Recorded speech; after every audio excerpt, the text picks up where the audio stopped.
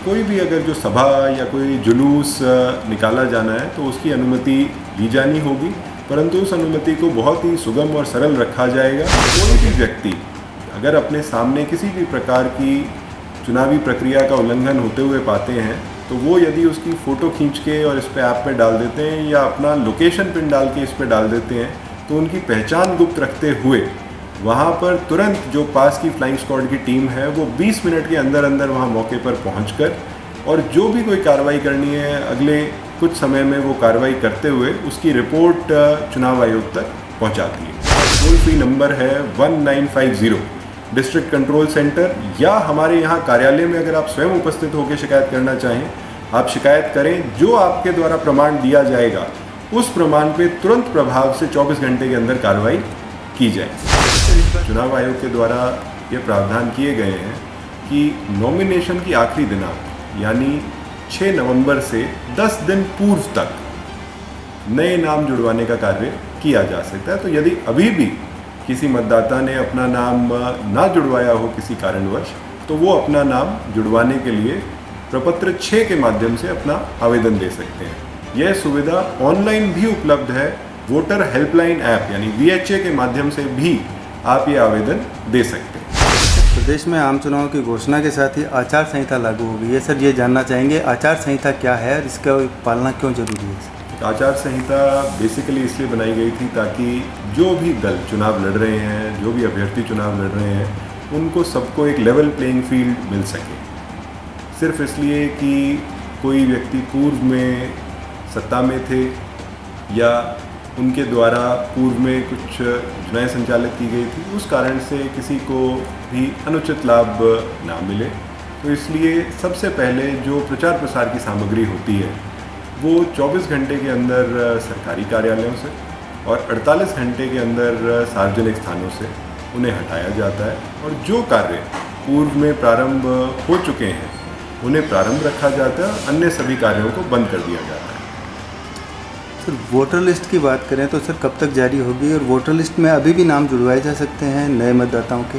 Voter list जो अंतिम प्रकाशन था वो तो 4 अक्टूबर को हो चुका है, पर उसके बाद भी चुनाव आयोग के द्वारा ये प्रावधान किए गए हैं कि नॉमिनेशन की आखिरी दिनांक यानी 6 नवंबर से 10 दिन पूर्व तक नए नाम जुड़वाने का कार्य किया जा सकता है। तो यदि अभी भी किसी मतदाता ने अपना नाम ना जुड़वाया हो किसी कारणवश तो वो अपना नाम जुड़वाने के लिए प्रपत्र 6 के माध्यम से अपना आवेदन दे सकते हैं। यह सुविधा ऑनलाइन भी उपलब्ध है। वोटर हेल्पलाइन ऐप यानी VHA के माध्यम से भी आप ये आवेदन दे सकते हैं। चुनाव आयोग ने चुनाव लड़ रहे उम्मीदवार के लिए चुनावी खर्च की सीमा में कुछ बढ़ोतरी की है?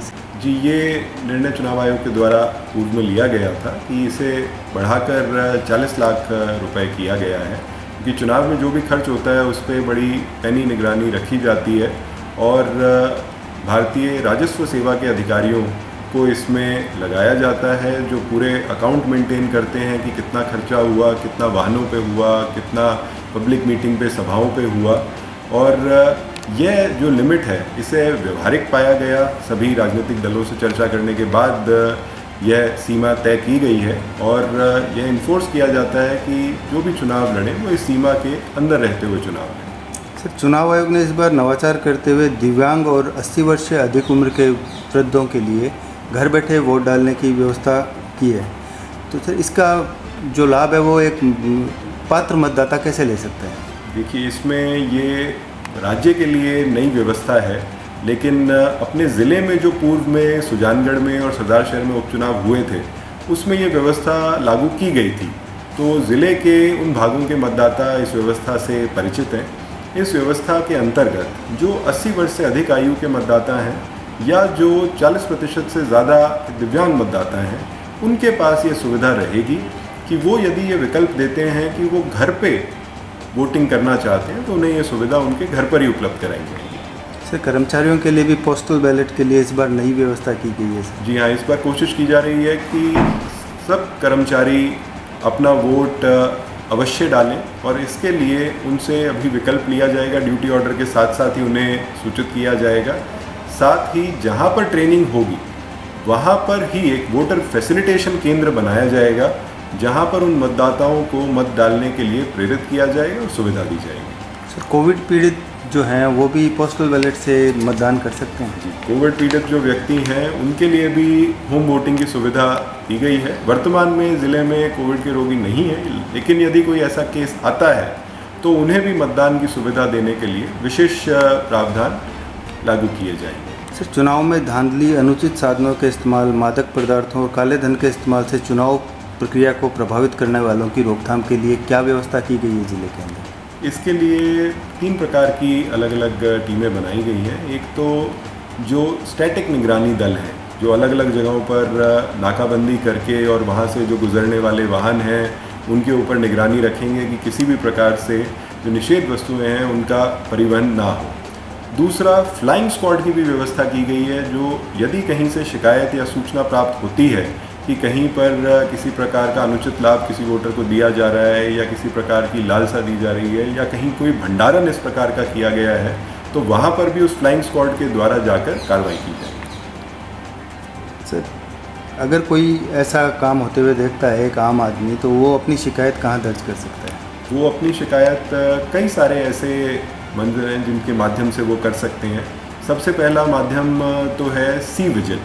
ये एक ऐप बनाई गई है इलेक्शन कमीशन के द्वारा, जो किसी भी नागरिक के द्वारा यदि शिकायत की जाती है तो उस शिकायत का 100 मिनट के अंदर अंदर समाधान करने के लिए इस ऐप में प्रावधान है कि कोई भी व्यक्ति अगर अपने सामने किसी भी प्रकार की चुनावी प्रक्रिया का उल्लंघन होते हुए पाते हैं तो वो यदि उसकी फ़ोटो खींच के और इस पे ऐप पे डाल देते हैं या अपना लोकेशन पिन डाल के इस पे डाल देते हैं, तो उनकी पहचान गुप्त रखते हुए वहाँ पर तुरंत जो पास की फ्लाइंग स्क्वाड की टीम है वो 20 मिनट के अंदर अंदर वहाँ मौके पर पहुँचकर और जो भी कोई कार्रवाई करनी है अगले कुछ समय में वो कार्रवाई करते हुए उसकी रिपोर्ट चुनाव आयोग तक पहुँचाती है। मान लीजिए कहीं पे यदि कोई अधिकारी या कोई कर्मचारी किसी भी चुनावी रैली में, सभा में पाए जाते हैं या कहीं किसी के प्रचार प्रसार में शामिल हुए पाए जाते हैं और उसका कोई प्रमाण यदि आपके पास है तो वो प्रमाण आप सी विजिल ऐप के माध्यम से भी या डायरेक्टली चुनाव में शिकायत करते हुए जो एक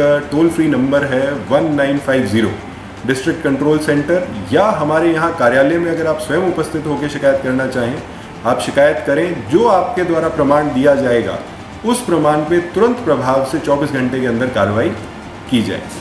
सर इस बार चूरू को बीकानेर संभाग से हटाकर सीकर संभाग में जोड़ दिया है, तो इसका भी कोई प्रभाव पड़ेगा चुनाव पे? जी, हमारी जो चुनावी तैयारियां हैं वो पूरी तरह से मुकम्मल हैं और पूर्ण रूप से हम लोग तैयार हैं और किसी प्रकार का कोई प्रभाव किसी प्रकार के परिवर्तन से नहीं पड़ेगा। सर अब धारा 144 लागू हो गई है ज़िले के अंदर और इसके चलते आम सभाओं, रैलियों, धार्मिक आयोजन या कोई शादी विवाह समारोह की भी अनुमति लेनी पड़ेगी?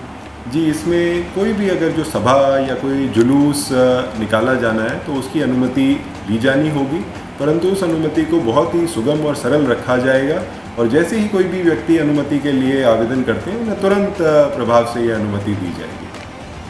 सर बीते दिनों केंद्रीय चुनाव आयोग द्वारा राज्य में होने वाले चुनाव की जिम्मेदारी उठा रहे प्रशासनिक अधिकारियों के साथ हुई बैठक में मादक पदार्थों के परिवहन इंटर स्टेट नाकों पर विशेष जोर दिया गया था। इस संबंध में क्या तैयारी है जिले? जी, हमारे यहाँ पे भिवानी ज़िले के साथ जो बॉर्डर लगता है उस पर 13 नाके स्थापित किए गए हैं।